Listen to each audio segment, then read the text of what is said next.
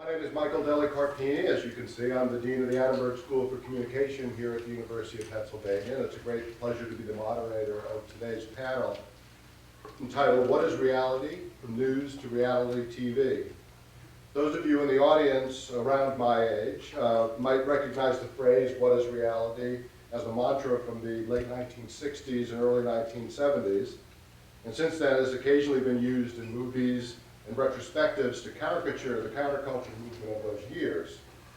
But underlying this phrase are quite serious questions.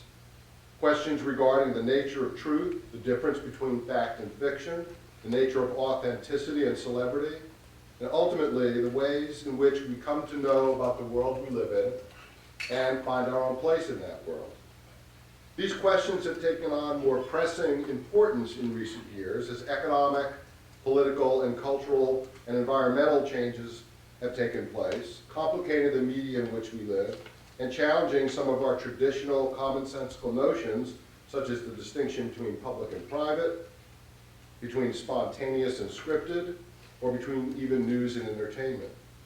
Perhaps nowhere is this clearer than with the growing phenomenon of reality television, which is coming to dominate the airwaves in a variety of different formats, some of which are old, some of which are new, all of which I think change the way we think about our relationship to other people. And while we use the term reality television as a motif for this panel, it's really more about the changes in the media environment that have taken place more broadly and how that's affected various aspects of social and political and cultural life. Today we have two distinguished alumni from Penn who will grapple with some of these issues and their implications. The first is Lloyd Z. Remick. Mr. Remick is an attorney who concentrates his practice in the areas of entertainment, sports, hospitality, and communications law. He's also president of Zane Management Incorporated, a Philadelphia-based sports, entertainment, and communications consulting and management firm. His clients have included several award-winning recording artists, as well as writers and producers, and a number of television, radio, entertainment, and sports personalities. He may give us a little glimpse into that world during our session today. Mr. Remick received his BS from Wharton School in 1959, and his JD from Temple University School of Law in 1962, and his LLM in tax law from Villanova School of Law in 1984. He also teaches entertainment and sport law at Temple University School of Law and the legal aspects of hospitality and tourism at the Temple University School of Hospitality and Tourism. Mr. Remick was voted one of the, quote, best, brightest, wiliest, winningest, and most tenacious and efficacious attorneys, as well as the best entertainment and sports attorney in Philadelphia by Philadelphia Magazine at several different points. He's also been elected to the 2007 through 2009 editions of Best Lawyers in America, and interestingly is listed in the Who's Who in American Law and Who's Who in American Poetry. Our second speaker is Peter Canellos. Peter has been the Boston Globe's Washington bureau chief and author of the weekly National Perspective column since 2003. He oversees all the Globe's national coverage. From 1999 to 2003, Canellos served as Metro editor, overseeing all local coverage. He covered the presidential campaigns in 1992 and 1996, I believe also more recently in 2008, serving as national roving correspondent for a time, the Sunday writer emphasizing legal affairs. He was City Hall bureau chief in 1992 and 1993 and was the lead reporter on the 1993 mayoral race. He began his career at the paper in 1988, first covering housing and urban affairs, as well as general assignments and overnight police beat.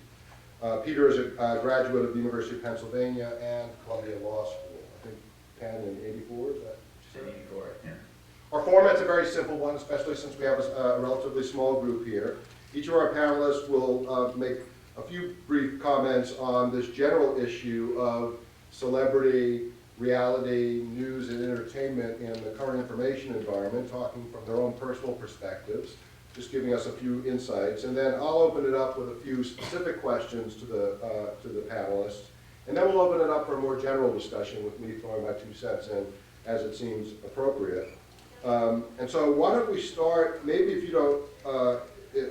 don't mind, Lloyd, just start maybe by talking a little bit about the work that you do and whether or not the current media environment that you live in, how that changes the way in which entertainment and sports and other personalities think about themselves and market themselves in this environment. Good afternoon. First, let me say I'm very proud to be here because one of the items that we think about when we finally graduate from Penn is finally achieving a half a century later becoming an old guard. And Sunday I'm going to be playing tennis with 3 other old guards, hopefully, so there is some hope for some of this. Perception is reality, content is king. We've really just summed up everything. I think some of the most interesting things is the very perception and reality of what entertainment and sports lawyers do. Not too many of the younger crowd who really all want to be sports and entertainment lawyers and think in terms of Arliss on HBO or Jerry Maguire, Show Me the Money, Show Me the Money, in that famous film. Really think about entertainment or sports lawyers walking around in 3-piece suits with a white shirt, tie, and relatively short hair. There has been an incredible change in the last 40 years or so that I have been practicing in this field. And no more evident is it than in the world of music, the recording industry. There was a time when you were able to find a rock and roll group, and yes, after Penn I did have hair down to my shoulders for a few years. That was after the Department of Defense when it was a crew cut. We would find a rock and roll group or an R&B group, cut 2 demos with real live musicians. And then you would pick out one of 100 record companies, walk the 2 demos into a record company, and ask for $400,000, $500,000, certain amount of money just to produce the CD. In those days it was called an album.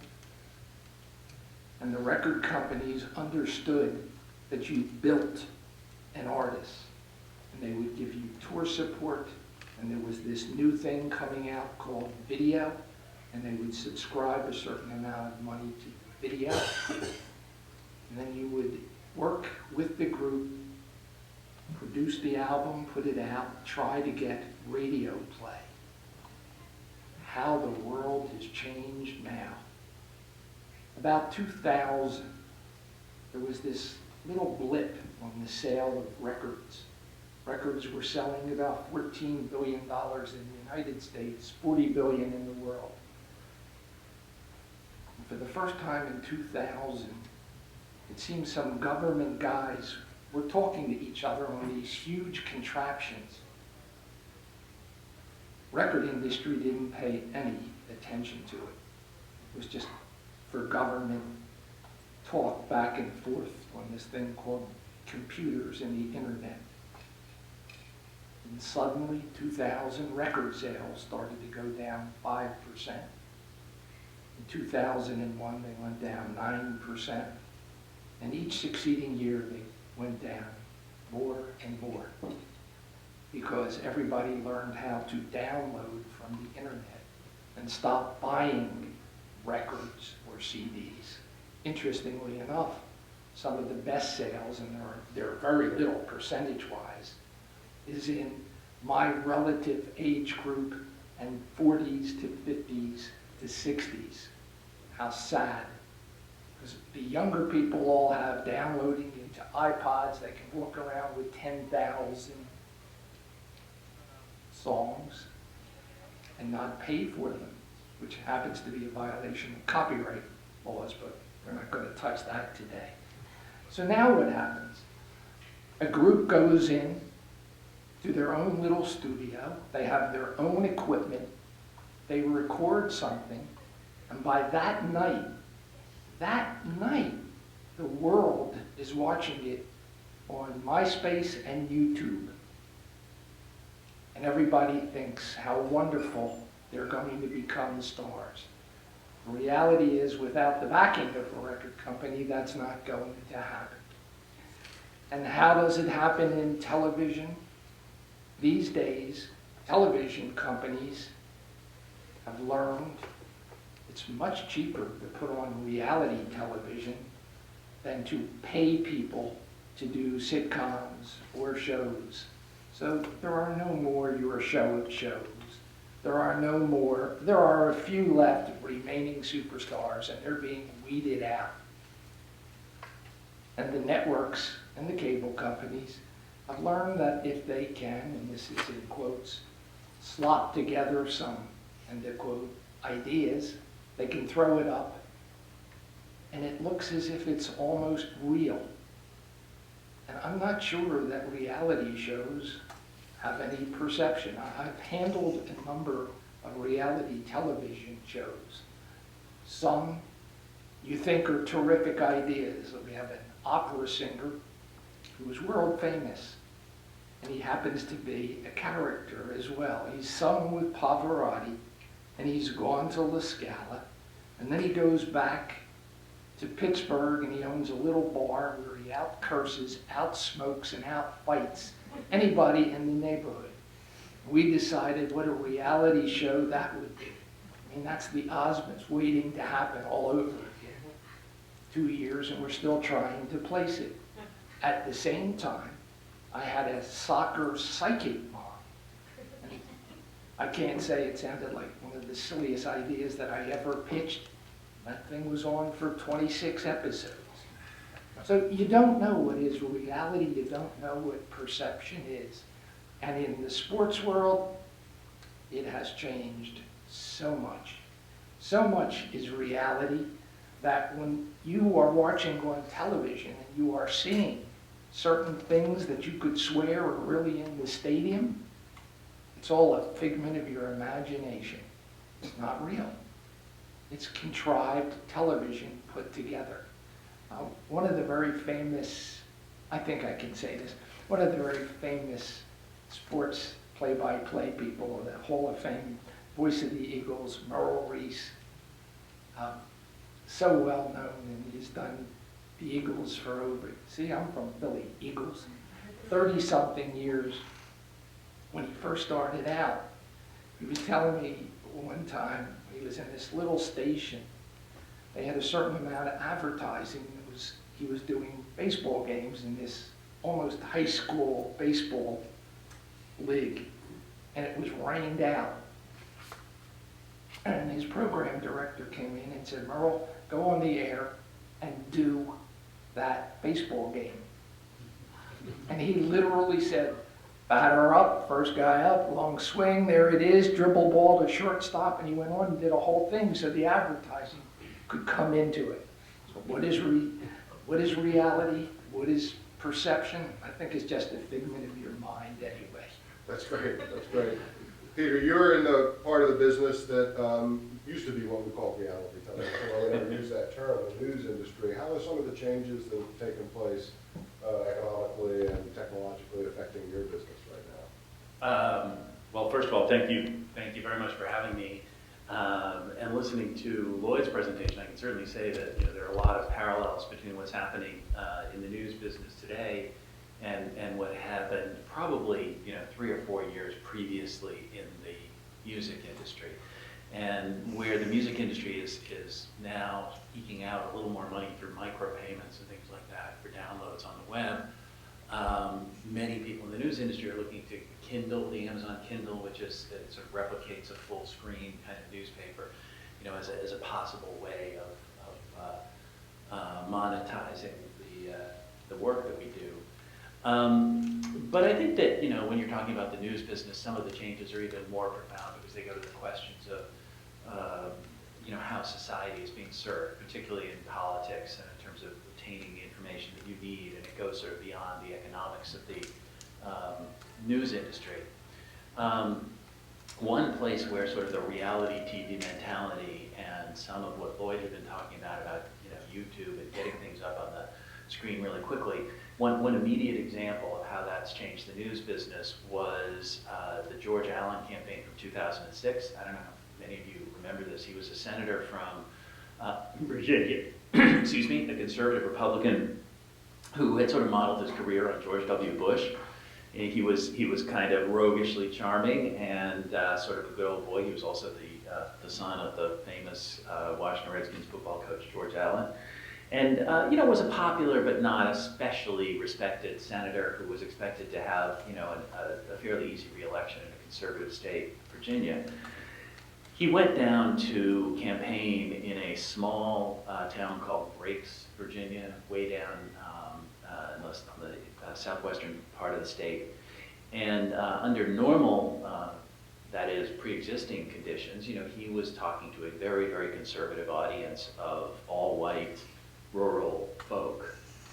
And he was being tracked at that time, as candidates now are, by critics, opponents.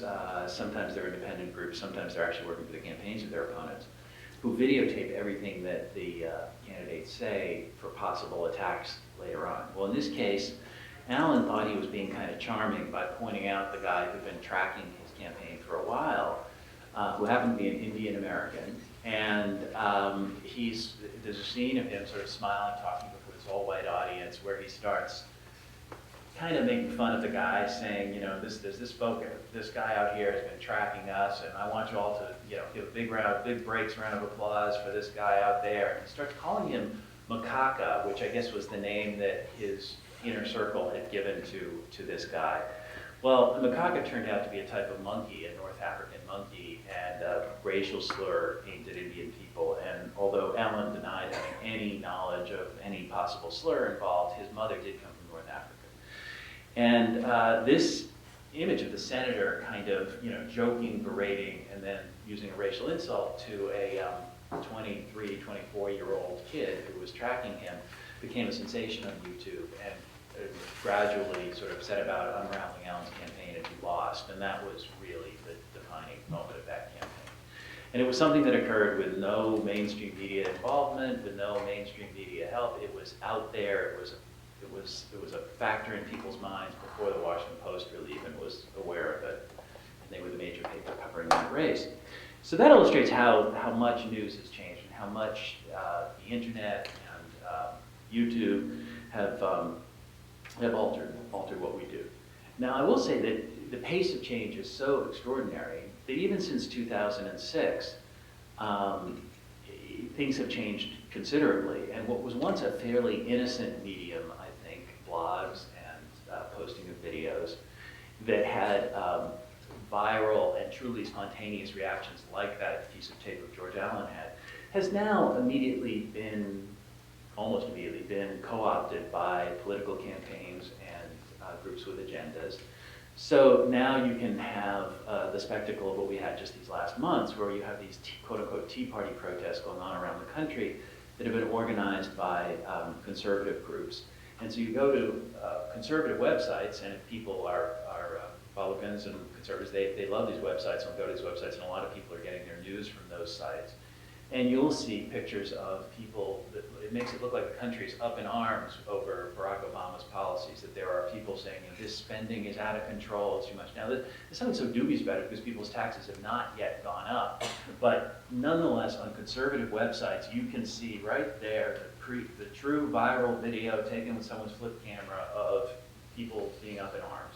Likewise, you can go to some of the liberal sites like Think Progress and things like that and find flip camera videos intended to discredit those same protests, where they'll interview these people and it'll be quickly revealed that like a bus full of people came whose real issue was abortion and had nothing to do with Obama's spending, and you know, they had clearly been brought in by conservative groups, and so it sort of undermines the whole idea that this is a grassroots protest.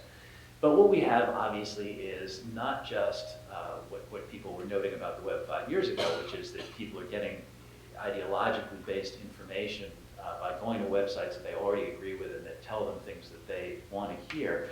But you're actually having the events themselves sort of shaped and contrived, and the video arranged to try to present it.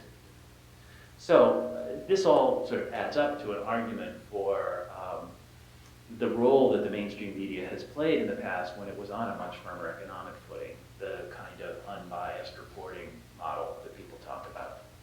And I will say that I'm enough of a critic of what we do that I think there have been some major failings in the mainstream media, and that more than the economic changes, or at least as much as the economic changes, we have alienated a generation of people. One was the coverage of the Iraq War, leading up to the Iraq War, that many people felt was way too deferential to the administration's position, and that in creating sort of a false he said, she said kind of thing never really came out and discredited some of the arguments that President Bush was making. And among young people in their 20s, I hear it all the time, they really turned off to the mainstream media. They just don't believe the news media is what it says it is. I think more recently, the business press failed to blow the whistle on some of the excesses in the economy. May have been a tougher case, but a lot of people sort of rolling their eyes about how come they were reading in the newspaper business sections and in the business magazines all these profiles of high-flying Wall Street guys who then turned out to be crooks, and nobody seemed to blow the whistle on them. So I think the mainstream media can do a much better job, needs to do a much better job, is suffering from diminishing resources, but if anything, over time, the importance of the role that it has played is becoming more and more evident. And there may be, in the next couple of years, a sense that we're going to have to do without it or do without it for a while, but I think the need for it is as strong as ever. That's great, thank you. I want to start off with one question, asked actually to both of you from your different perspectives, that has to do with some of the issues that we just heard. And several years ago now, Don Imus got himself into trouble on his radio talk show and his television broadcast of that talk show on MSNBC for some racially tinged comments he made about the Rutgers women's basketball team. And that mixture of politics and entertainment, especially for a shock jock whose job, if you want to think of it that way, is to shock people with his comments.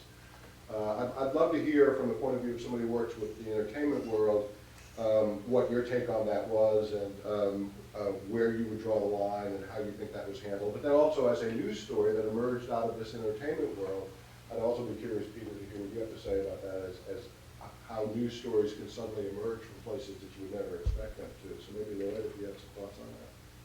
8 words: the practice of law is fraught with peril.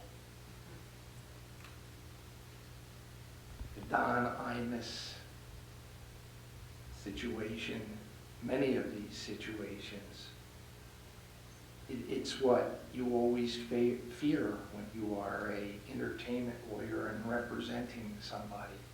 You can see a career go up in smoke in just a few seconds of a dumb comment.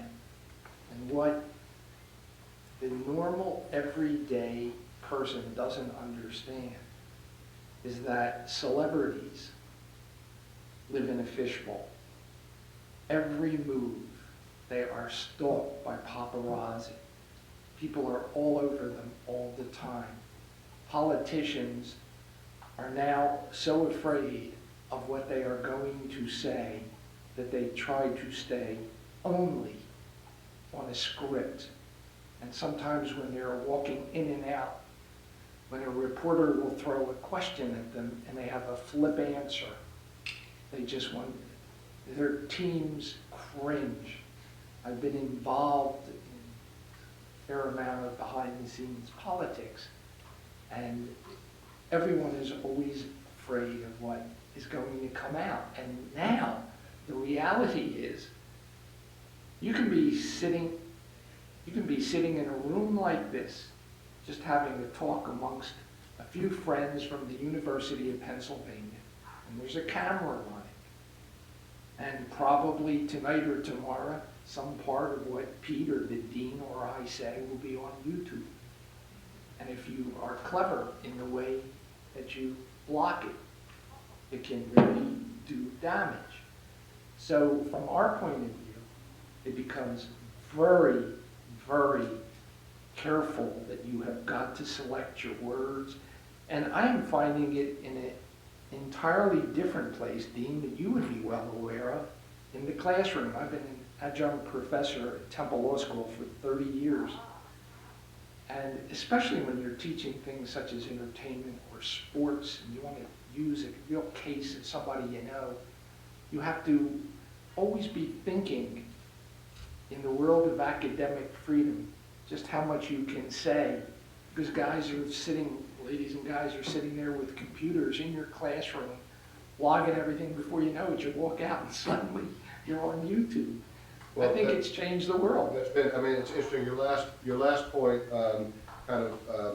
answers the question I was going to ask, but it sounds to me like what you're saying is that, well, that's always been true for celebrities, that the world we live in now, the risks, the possibility of something that you never thought was going to blow things up can happen more easily now in this new information. Many times you can be, if you're ever in front of a television camera and you are just sitting there, you literally have to practice. Just think about this for a second. When they introduce you, do you smile? Do you nod? You come off looking like I can't say because all the cameras are on. So you have to be very careful, and politicians are always rehearsed. And some, unfortunately, run off at the mouth, and then everybody is making a big thing out of what they said. And it's normal everyday thinking that goes through your mind, and we all do it. And to your point about academia, I know that less than a year, or about a year ago, Columbia University was embroiled in a huge issue because of concerns about the way in which the Middle Eastern Studies program there was or was not biased in the way it presented issues of Israeli and Palestinian relationships. The argument was in favor of the Palestinians, but a good deal of that effort to discredit the Columbia University Middle Eastern Studies program was fueled and worked through both traditional video and new media as well. So your point's well taken about that. And as you all probably know, there was an unfortunate and unfair incident here at Penn early in President Gutman's tenure, where she was innocently enough invited first-year students to her house for a Halloween party. One of the kids, probably inappropriately, came dressed as a suicide bomber.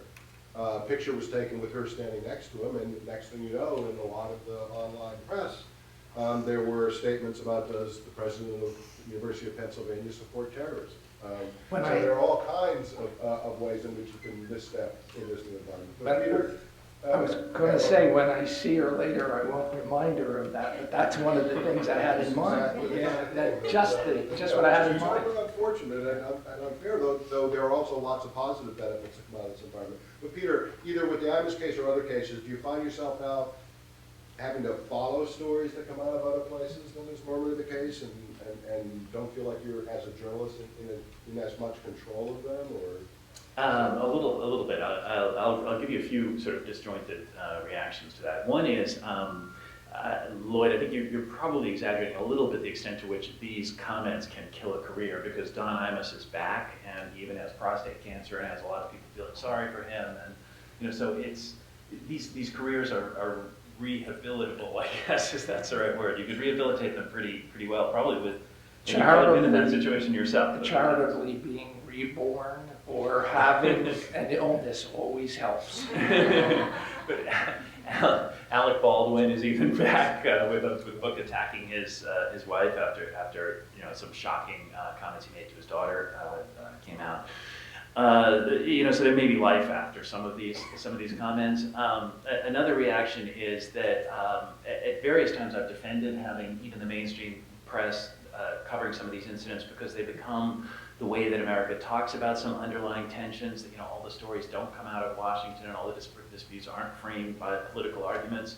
There are comments like the one that Don Imus made that obviously strike people as being hideously offensive and may represent to some people the kind of comments they hear around bars all the time, and it's totally inappropriate. And there's this tremendous energy around them that's not always just people wanting to bring down a celebrity. It's people genuinely responding to what's happened in society. It's like happened with the O.J. Simpson thing in the 90s, which spurred all kinds of interesting discussions. The last thing I will say, though, is that I think that in a positive way, in the last 25 years or so, we've become a little bit less condemning as a society of some of these comments. And I remember even back at my time at Penn, there was a professor, an adjunct professor, who made a comment that was arguably inappropriate, not nearly as offensive as the one that Don Imus made, but that pointed out somebody's race in a way that was inappropriate in the classroom. And I had, as a Daily Pennsylvanian reporter, done a story on that particular professor, and I remember talking to him, and he was, at that time, like a Penn graduate, about 30 or 35 years out, and was clearly a legal studies instructor, and he was thrilled. You know, he was the most loyal Penn guy and the most enthusiastic person, and we were doing a story on him because he was such a popular teacher, even though he was not part of the regular faculty. He was a hugely popular teacher. And then he made this comment, and it truly was, you know, the death penalty was administered, and his career was over.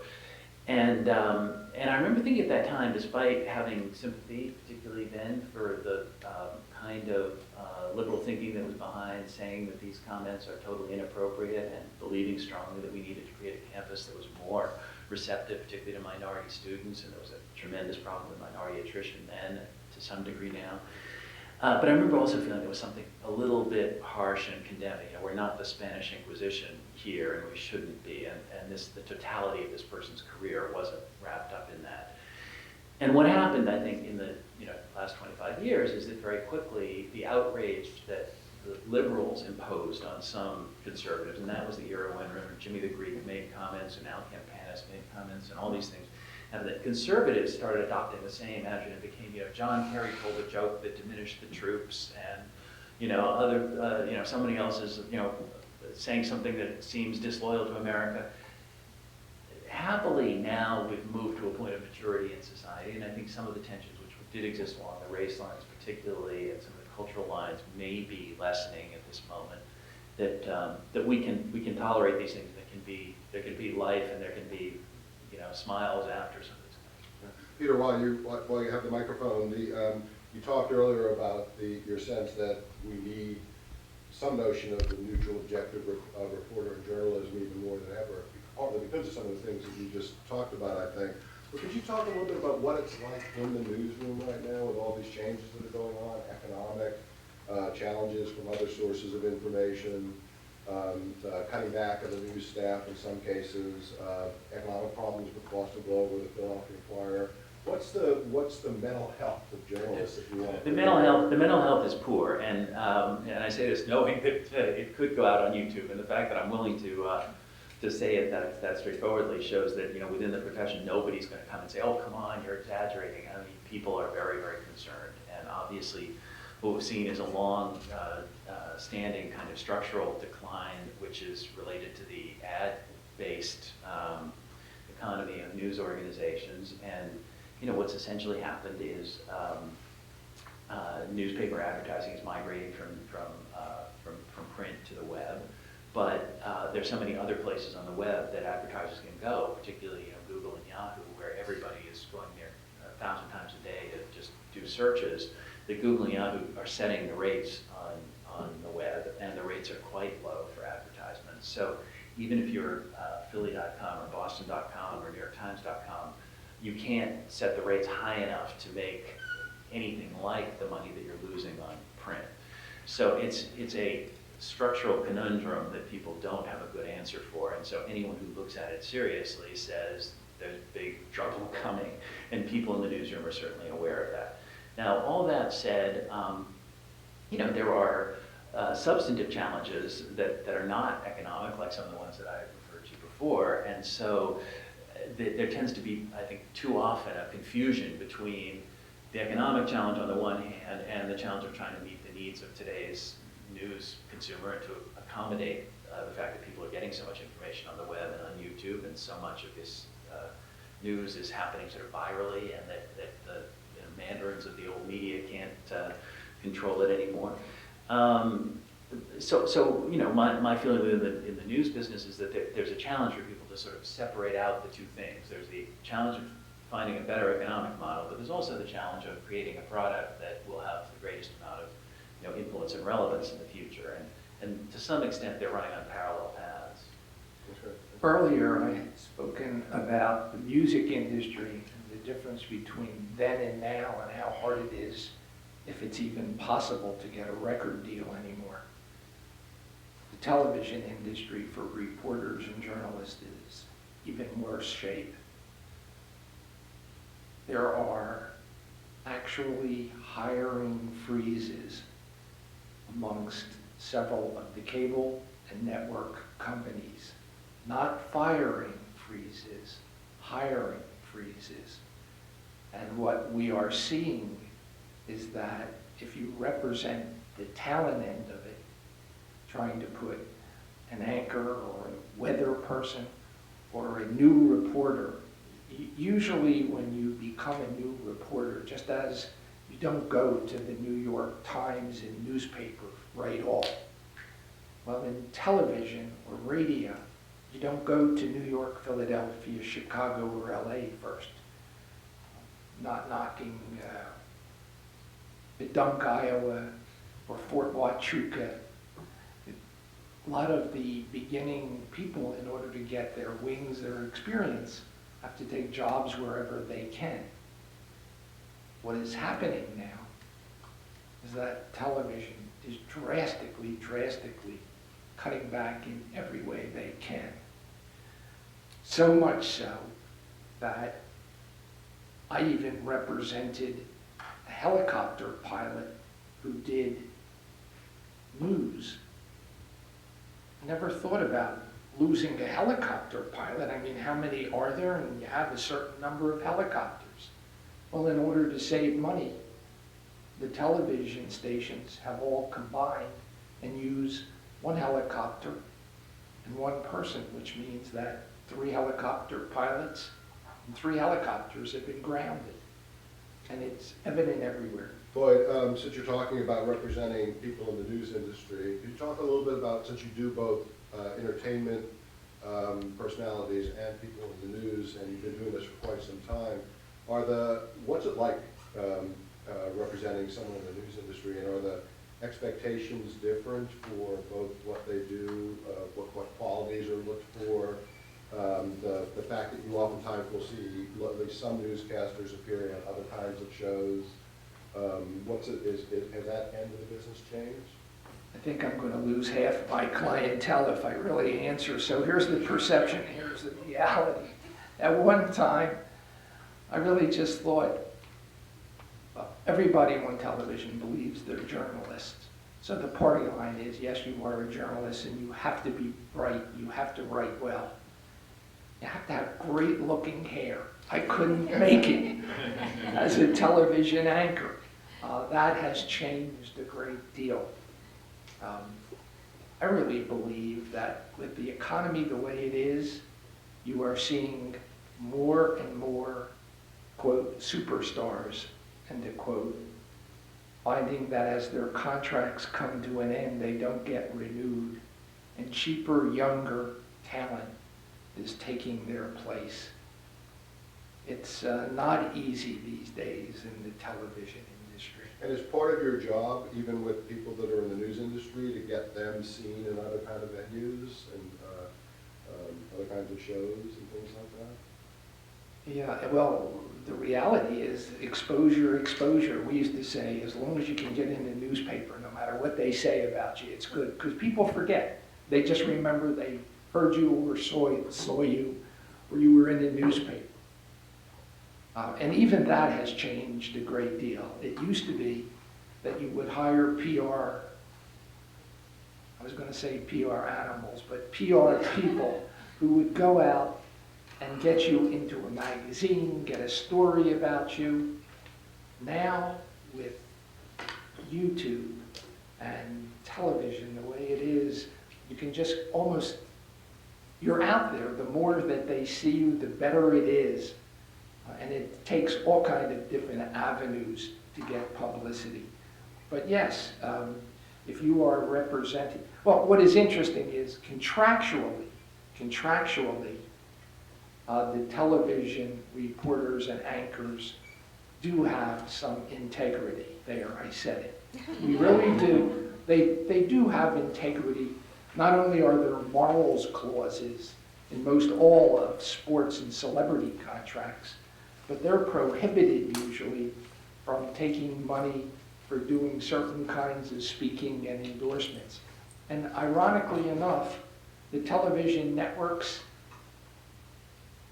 truly enforce that, to the point where there have been a few cases, and I was involved in one, where there was a television reporter who decided she was going to write that great novel. We all have great novels. I'm still waiting 2 years to get published, and my agent won't help me. But the reality is that the station where she was working had a prohibition in her contract. She decided she was going to go ahead and get this book out, and the book was so innocuous, and she was discharged. I mean, it was a great piece of litigation for lawyers, but other than that. Peter, what about in the print media? It seems to me, just as a viewer of television, a reader of newspapers, that you see more writers for newspapers where it used to be that you wanted to be known for your writing, appearing on local talk shows and various things. Is there an internal move in that direction in your business? Yeah, I mean, I think that it's a very smart move if people, particularly in Washington, you know, if you're planning on a full lifetime career in the Washington Press Corps, and you could do a lot worse, because a lot of the people in the Washington Press Corps are 70 and 80, you know, there's no mandatory retirement in the Washington Press Corps. You become a multi-platform journalist, and you brand yourself. And so many of the print journalists of 10 and 20 years ago, someone like Chris Matthews started as a print journalist, slowly migrated towards television.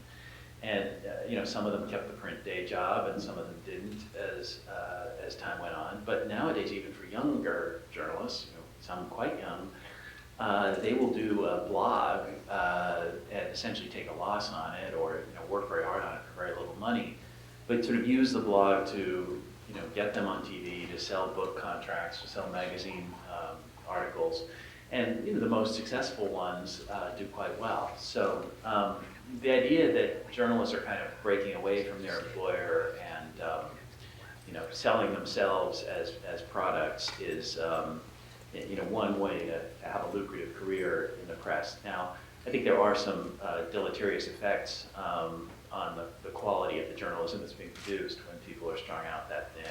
There was an example of the Philadelphia Inquirer with Stephen A. Smith, who was a columnist who was found to be doing most of his time on television. There was another sports writer I know who was removed from his job because he saved a piece of news that was vital to his main employer to be able to announce it on a radio show because he really wanted to curry favor with the radio audience. So there can be a distorting effect to journalists' efforts to market themselves. I have an esoteric question for you, Pete. I've often wondered about that. I have a son. One of my sons is a journalist. He's at Bloomberg in New York. So I watch a lot of that. I watch Fast Money. I'm hooked on Jim Cramer. I watch 53. Do you think we really would, the perception and the reality, which is our topic, do you really think we would have as bad a recession as we're having if the news and all the talking heads every single day didn't keep coming at us with terrible news? What would happen if we didn't hear about any of this? Do you think walking around we'd even know there's a recession? Yes, I mean those of us who work for newspapers certainly know there's a recession. I think that I think that many Americans are suffering in many different ways, and if people think of their peer circles, the suffering ranges from the senior law partner or whatever who may be accustomed to making a very, very high salary, but now finds the younger partners want to retire because they need to cut the pie somehow, and the firm's receipts are down 20%. But it goes all the way down to literally the people who've lost their jobs and can't pay their mortgages. So I think that people would realize that there was an economic recession just based on. No, I'm asking if it really is exacerbated by all of the talking heads every day, every night, on every show. I mean, they're all doing well. I think there's obviously a megaphone effect to cable news, and it's had a deleterious effect to some degree on political discussion, and it's had a deleterious effect to some degree on economic discussion as well. But I would hate for people to sort of see that as an indictment of the whole idea of having media cover these problems, because, you know, what we need is better business coverage, not no business coverage. And I think, in fact, that's the real interesting point in all this, which, you know, apropos of the topic of today's panel, it was Jon Stewart who brought, who was the one who kind of raked Kramer over the coals publicly for not the fact that they were covering business or talking about business, but that they so took both their entertainment piece of what they do more seriously than the news coverage piece of what they do, and that they were awfully cozy with the very people that they were recommending investments in, that they may have exacerbated the buildup in the stock market that led to some of the downturn. Now that is also equally debatable, and certainly there was a lot of good financial reporting going on in newspapers mainly, but the issue of would we have not had as serious a recession if there had been better financial coverage that was paid attention to in the years prior to the recession is an interesting question as well.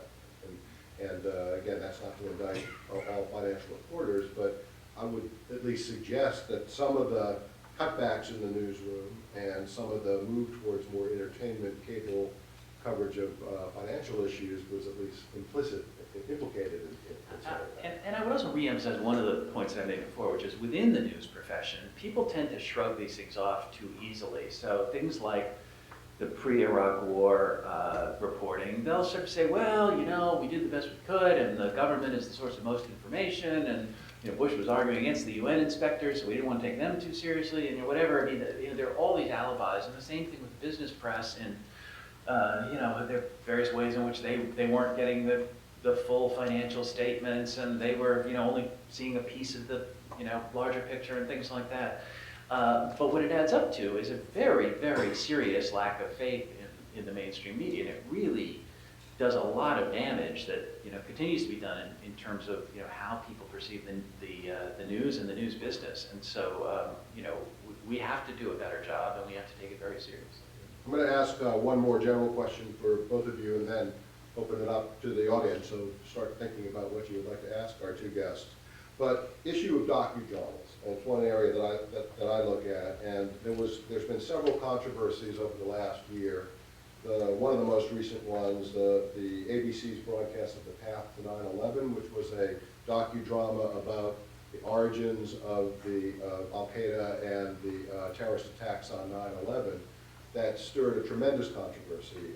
ABC was an entertainment-produced show, but it was broadcast on the 5th anniversary of 9/11 and was advertised or promoted as being a documentary type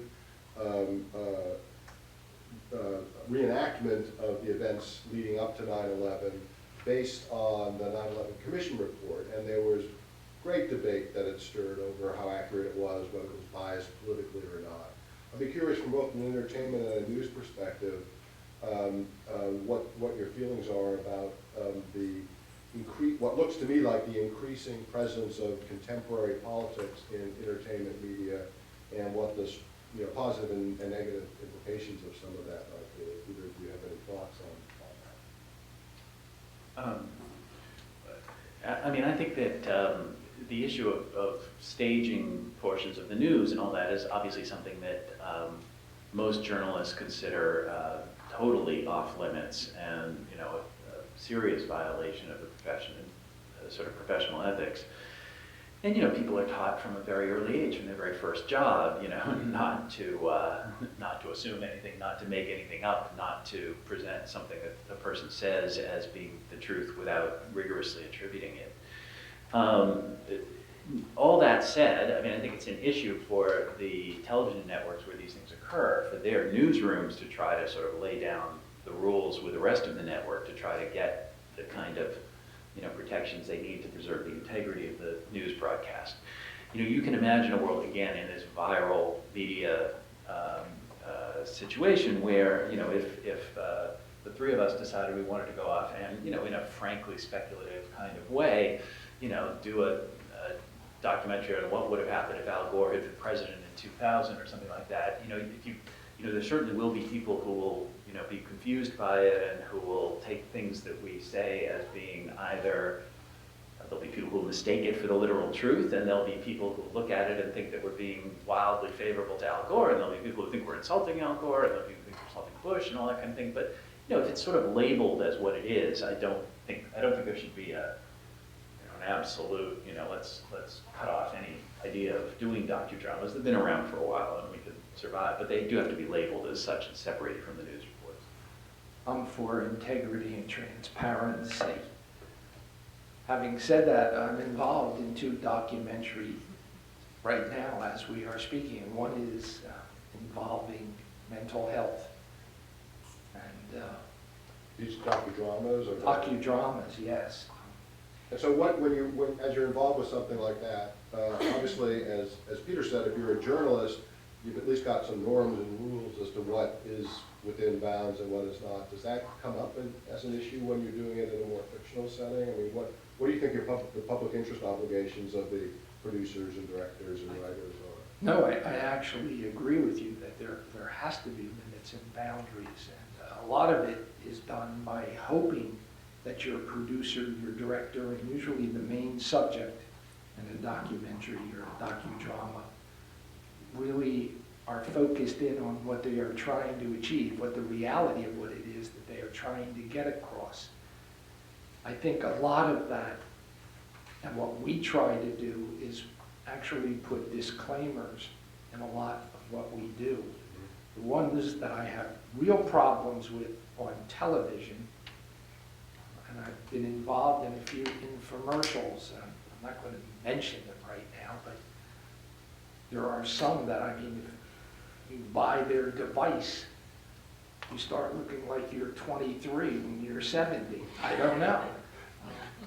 And I fear, especially, I want to go out and get every vitamin that this guy says, just take this vitamin, maybe it'll help my backhand. I don't know.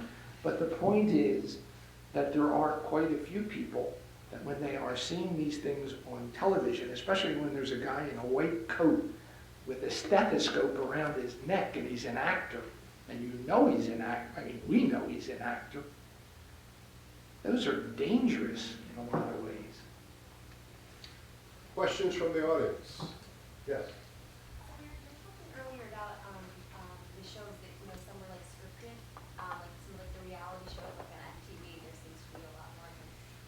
What part of those shows is scripted? Like what of it is reality? Yeah, you go ahead. You know. I do. I've had the privilege of representing a few people on the Real World and Bachelorette, and a couple of people who have tried out for Celebrity Apprentice and Survivor and everything. There is, I just can't be saying everything I'm thinking right now. Parts of it would be really amazing, wouldn't it, if they were all just happening that instant the way they happen. I think that one can only use their imagination. Reality is reality. It's the perception of reality, and it's not really all reality. Sometimes it's whatever is. Having said that, there's some reality. I was going to say, I think this is another cause for the importance of transparency and labeling things as such, and that reality TV shows that have scripted moments should really make it clear what's a scripted moment. I saw a very high-end example. I happened to see this French movie called The Class, which is about a teacher in an urban area dealing with a kind of multicultural situation with a lot of Islamic students sort of talking back to him and stuff. And there's an interesting sort of twist in that the teacher, who's a really understanding kind of heroic teacher part, kind of cracks up halfway through and turns on one of the students, and there's implications that come from that. Well, I later found out that it was sort of improvised, the movie, but they were kind of guided. They were not, it wasn't really just a camera in the classroom. It was people being told what to say, and it totally, in my mind, completely discredited what it said. I had the same reaction reading the book Midnight in the Garden of Good and Evil. When you read at the very end, they say that certain parts were fictionalized and characters were changed and all that. It totally destroyed the effect of books. So I think that, there ought to be an ethical precept that things that are scripted should. Yes. There seems to be a wringing of hands about how terrible things are right now and how things are leaving the mainstream media and so on. Does everybody remember how many newspapers we used to have in New York City? And what happened to them? And the ones that survived did very well? And that this is actually the natural order of things, that things will move to the next level and that we really shouldn't be as upset as we are. I think the alienation that a lot of the people are feeling is the continual, if it bleeds, it leads, and nobody wants to see that anymore. And I think there are a lot of people that would probably feel that the #1 news show on television is The Daily Show. Well, there are a lot of different things, a lot of different reactions to what you were saying. One is, you're right that the bleeds, it leads, and the scream fests on cable TV and all that have colored people's impressions of the media in a very negative way. And I would have said that, 40 years ago, maybe, if you asked the average person what they thought of when they thought of the media, they would think of their local newspaper, and they think of like the paper boy who delivered it, and they think of the local reporter who kind of spelled everyone's name correctly, and they would have a more positive view of the media. Somewhere along the 80s, maybe, somewhere in the 90s, when television became more predominant and people started thinking in terms of the Washington media, I think that now if you say, what is your impression of the media? They'd say, oh, it's O'Reilly, or it's Keith Olbermann, or it's whatever that is. And it's a more negative kind of impression. Now, all of that said, though, when you were saying that what's happening in the news business is that people don't want to read the papers because they're no good anymore and stuff, in fact, between the web and print, there's more readership than ever for the paper. I mean, the stories that we write in the Boston Globe have far greater readership, and we can count it on the web. Both the local stories, because we have 5 million exclusive users online, but especially the stories we do in Washington, which used to just go to the readers up in Boston, now are read nationally. So the appetite seems to be there for the stories, and I don't think that the stories have let people down because the readership is there. It's an economic problem. As to what you're saying about the days when there were 7 p.m. newspapers and there were many papers and things like that, some of that will be replicated on the web in that there'll be a lot of ideological media competing with some more mainstream presentations.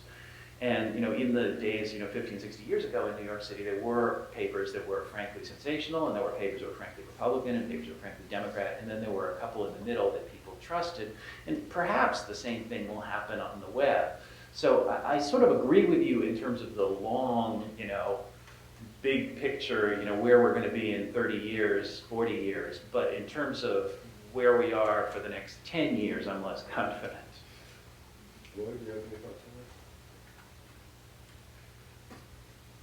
on Particularly, I kind of like Adam Smith and The Wealth of Nations, and I do think that it's survival of the fittest, if that's what you're saying. And everything is a cycle, everything is repetition. I think, was it Harry Truman who said there's nothing new in life, only that which you haven't seen before? So primarily, yeah, we're going to come out of this recession and things will be better down the road, whether it's a V, a U, a W, I don't know. It's interesting. I wish I had really thought of this and framed it, so I don't want to take somebody else's comment, but if you think of this whole recession and all of this in terms of toothpaste, and you took some pain and you shoved it, I told you this is not mine, I'm not taking credit for it, but you put all of the pain into toothpaste and a tube. You have two choices. You could squeeze it real fast and all of the pain would come out at once and the banks would have collapsed, which you're smiling about. And the automotive industries would have gone under, and we would not have had stimulus, and we would not have had all of these things. And yes, some would survive, and then the world would continue. Different, but the world would continue. And the other school of thought is, okay, let's squeeze a little bit of the pain out now. We'll give some stimulus. We'll squeeze a little bit more out. We'll take care of some of the automotive companies. We'll squeeze a little more out. We'll take care of certain of the favored banks. See, I'm jaded. And it would take, what will happen is it'll just take much longer.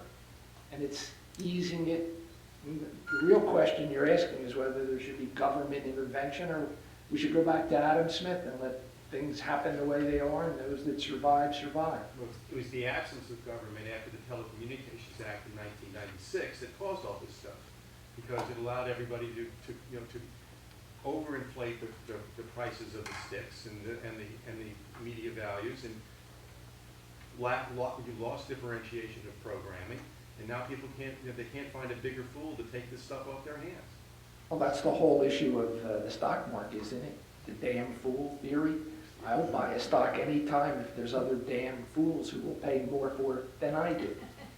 Well, I have a few thoughts on this. First of all, I agree with your basic premise, which is, look, there's a lot more positive going on in this new information environment than we've sort of focused on. I think The Daily Show is probably one of the great additions to public discourse that we've had in the last number of years, without question.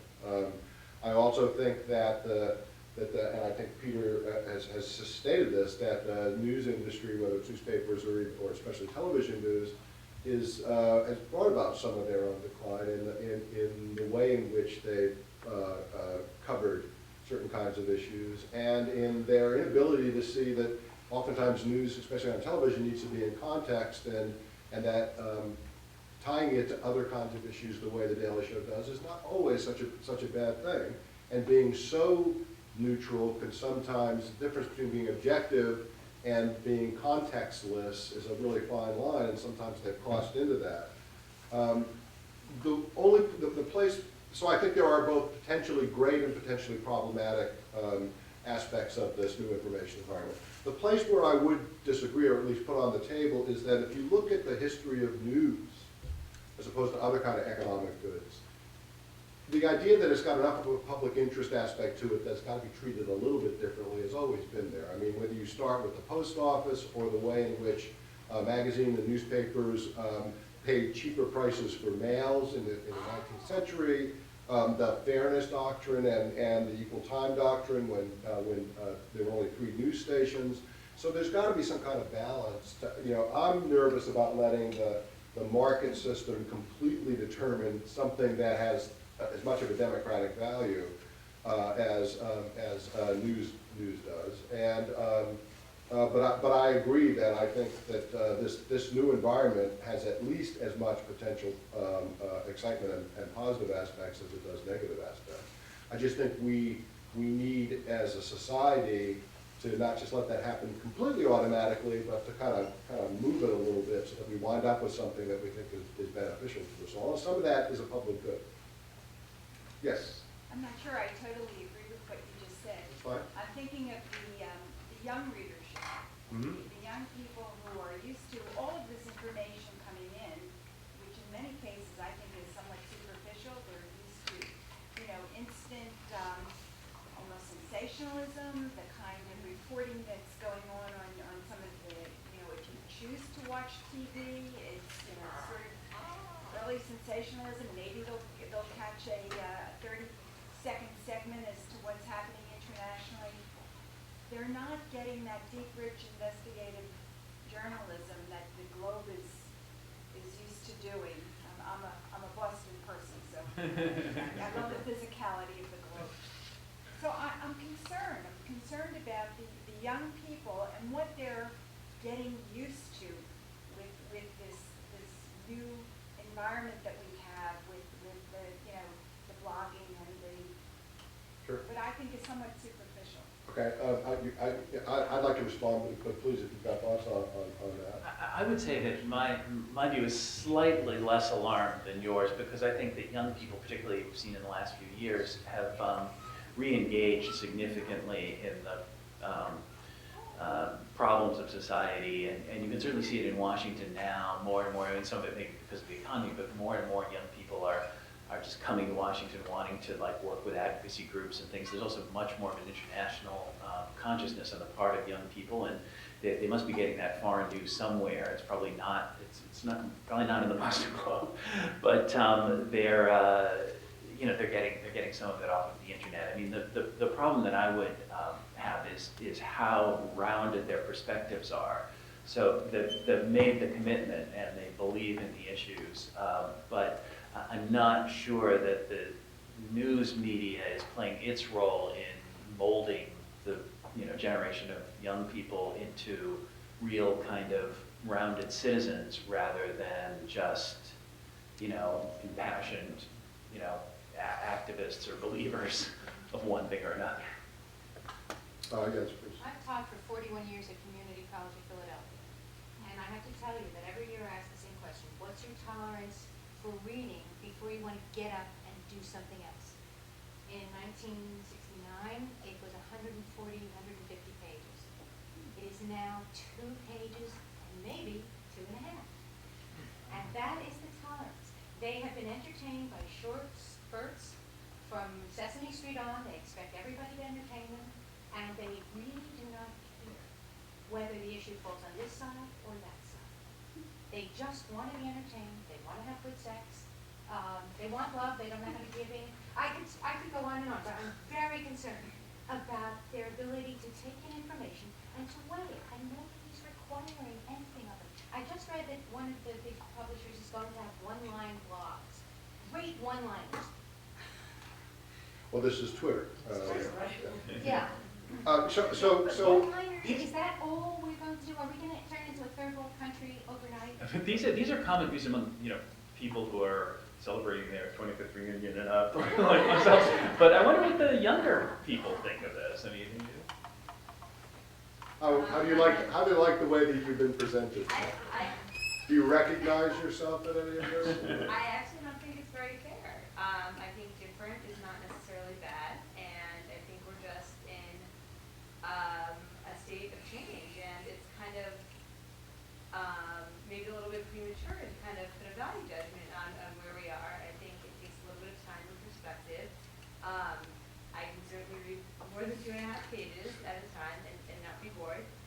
Maybe I favor things that I'm more passionate about, but I agree with you saying before that I think more of the danger is being well-rounded because, there are so many different options for me to get news that I tend to take in news that, I agree with and that I find interesting, so I don't necessarily seek out, alternate opinions. But, I think the way you said it, I think it's the difference between people celebrating their 25th reunion versus their 5th reunion. I think there's a heavy element. I don't think that's the only thing that's going on personally.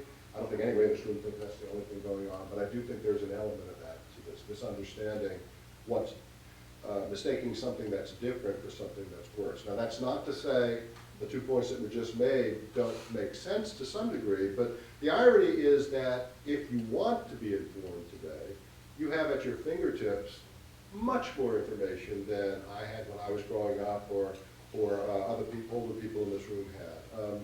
The ability to find out information from sources other than the typical sources that you might go to is phenomenal right now. And I think the jury's still out on what that means. It is true that younger generations are reading newspapers less. And what the long-term implications of that are going to be. What really matters, I think, is what happens with professional journalism. I think there's an important role for professional journalism. Whether professional journalism survives in some new reincarnation or not, that's not the problem. That's an economic problem. That's a problem for people who print newspapers. That's a problem for people who do broadcast news or who own broadcast news stations. But the real issue, if you care about this in a small d democracy kind of way, is do we need, which I think we do, people whose job it is to sift through the information environment day to day and tell us information that might be valuable to us, and that's what professional journalists are trained to do. I think that would be a problem if we lost that as part of that. Yes? I think when you look at reality TV and some of these other things, you've tried to school people to be more intelligent about what they're viewing. I feel that way about books. I mean, these politicians put out a book a year, and who's writing it for them, and who's, oh, this is the authority on global warming, or just put this out in 20 minutes, or whatever. And I think you think, oh, I read a whole book about this, and I'm really informed. Not really. I think from print to TV to the web, you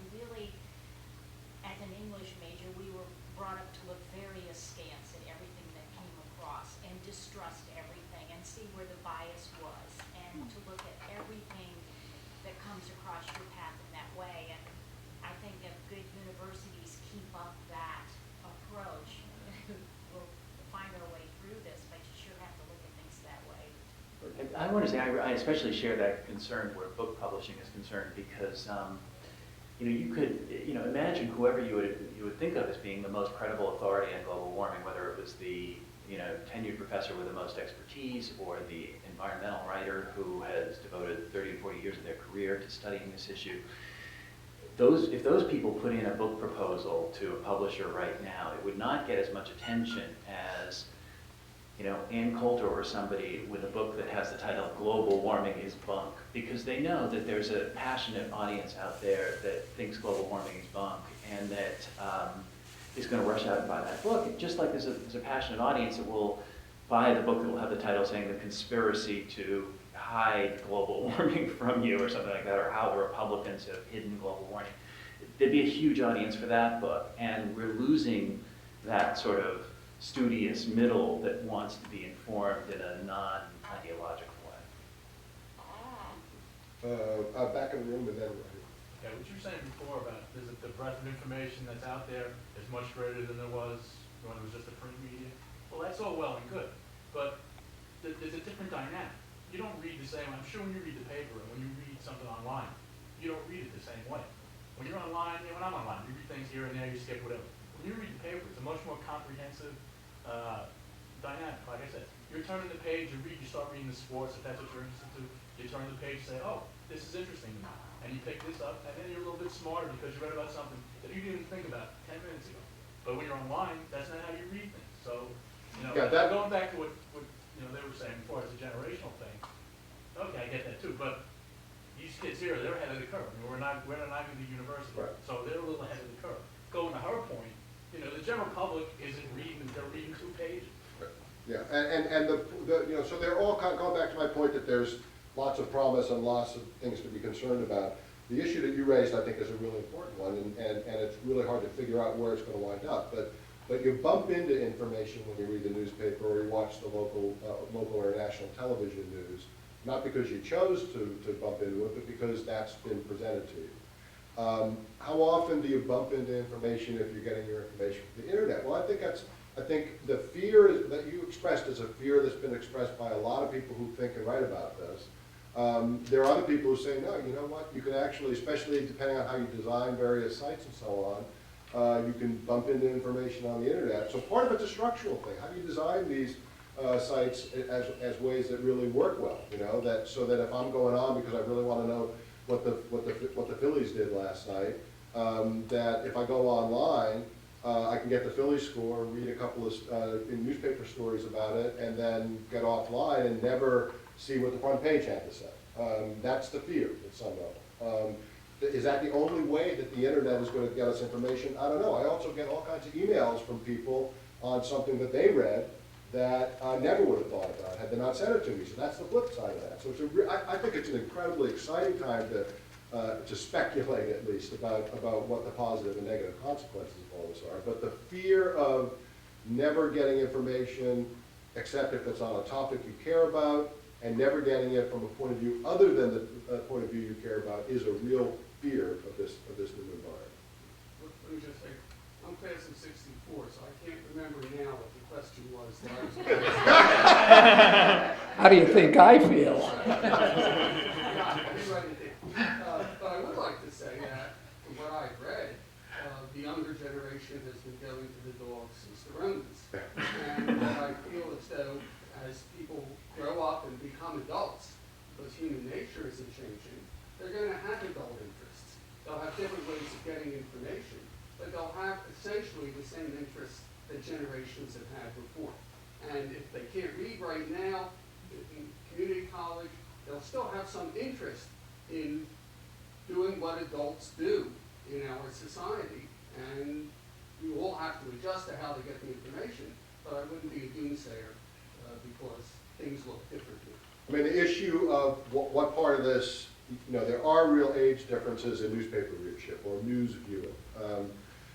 What part of it is because when you're young, you have other things you're interested in, and as you get older, you become more, you would say, like past generations, and what part of it is truly generational that will stick with people is another really interesting issue here. It does look like, in terms of reading paper newspapers, that the decline, the generational decline is very big, and that as Generation X and people younger than Generation X get older, that they're not returning to the newspaper at the same rates as our generation, but they are returning to it. And then the bigger question is the one you just raised at the end, which is, well, maybe they're not returning to print newspaper, but there's other places where they can get information.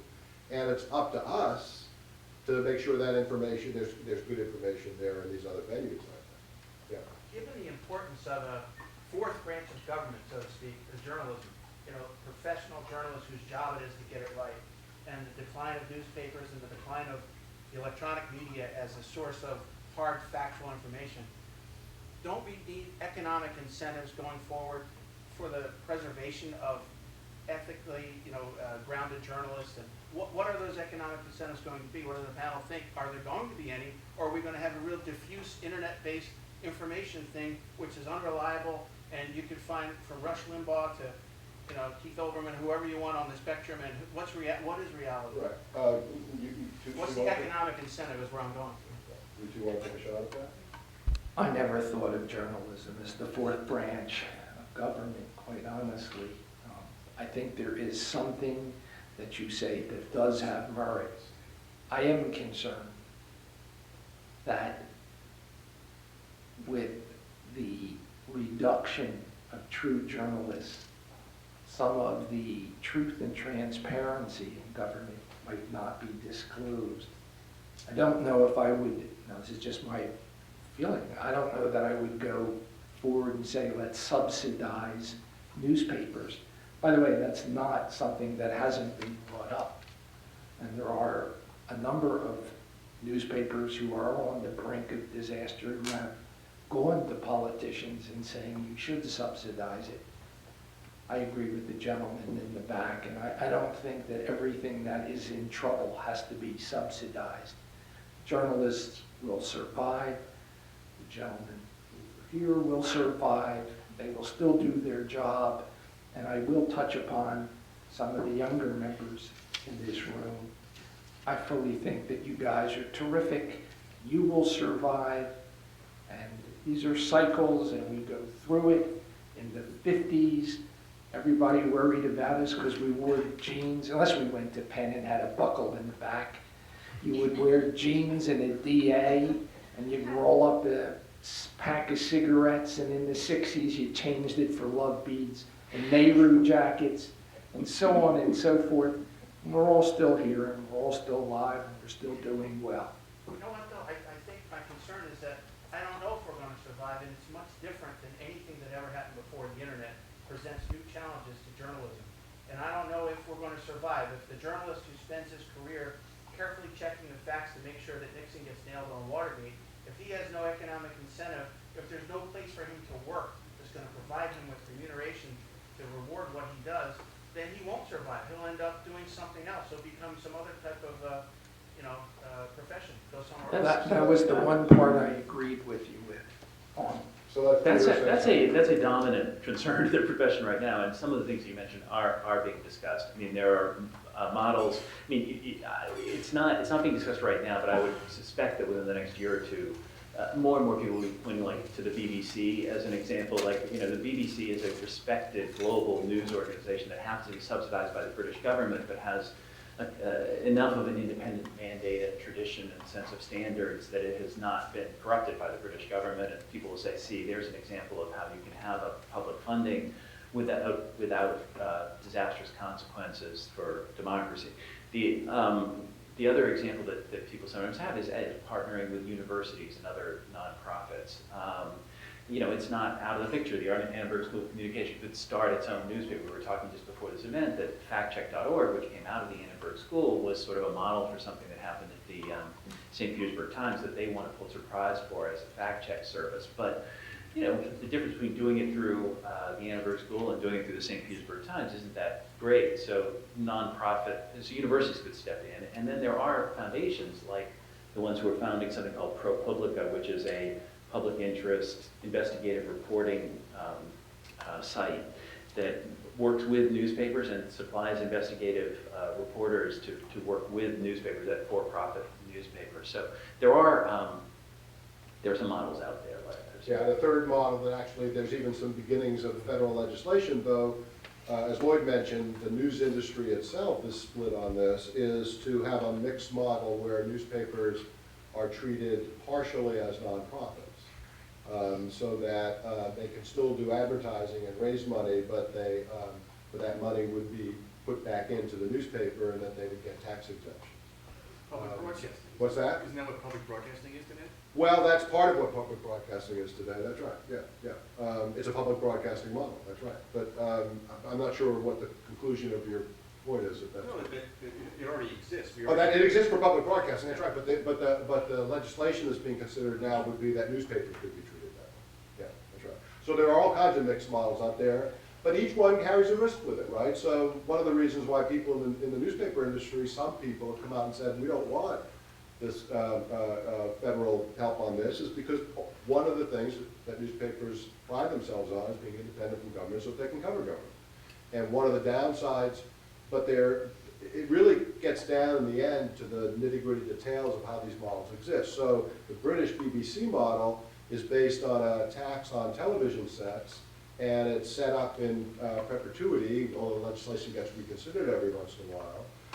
The public broadcasting model was a congressional piece of legislation that had to be passed every year that said, here's how much money we're going to give to PBS. So like during the Vietnam War, when PBS did one of the reasons why you see a lot of nature shows on PBS and don't see a lot of hard-hitting investigative journalism is precisely because of the way that model was set up. And so the details are what are going to really matter, and some kind of, but could you imagine a world in which, if left to the market, the current market, that professional journalism would wither to the point where it did not exist to the extent that it does even now, and it's already withered to some degree already? I don't know the answer to that question, obviously, but I can tell you that for the first time, I oftentimes get calls to comment on these kind of issues. For the first time ever in the last 6 months, journalists themselves, who are the ones who ask the questions, have asked that question to me, where I never would get a question. It would be, what's the quality of newspapers? What do we do about the cuts in newspapers? Or what does it mean that there's going to be only one newspaper rather than 2 in the city?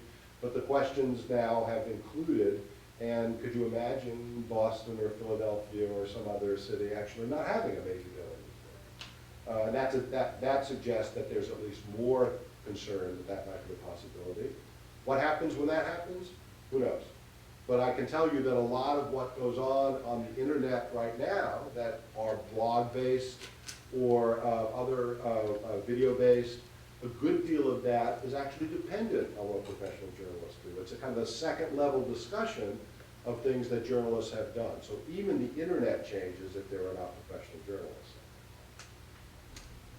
We are actually at our time limit, I'm sorry. So this has been a great discussion. I hope you enjoyed it. I'd like to thank our panelists and thank our audience.